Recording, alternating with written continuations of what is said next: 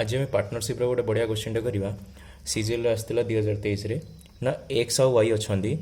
तांकर कैपिटल देछि केते ना एक्स रो 70,000 आउ 60,000 देछि वाई रो कैपिटल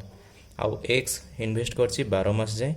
आउ कैपिटल वाई रो पचारछि टाइम पीरियड केते जणा नाही आ तांका प्रॉफिट रो रेशियो देछि 5:3। तो आमे जानिछे पार्टनरशिप रे आमे गोटे सूत्र मन रखिया प्रॉफिट्स माने कोन कैपिटल इनटू टाइम। तो आमर एटा देख कैपिटल देछि टाइम देछि आ ये प्रॉफिट रो रेशियो भी देछि। तो आमे एटा को एबे सॉल्व कर दवा एटा को जदि आमे सॉल्व कर दवा देख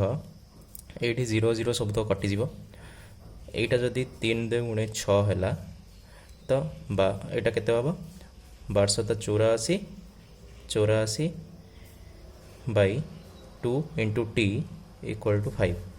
एतिकी रहा इक्वेशनटा या जदि आम छोट करवा केते होची ना ये 42 होची आउ टीटा एपट को पड़ेब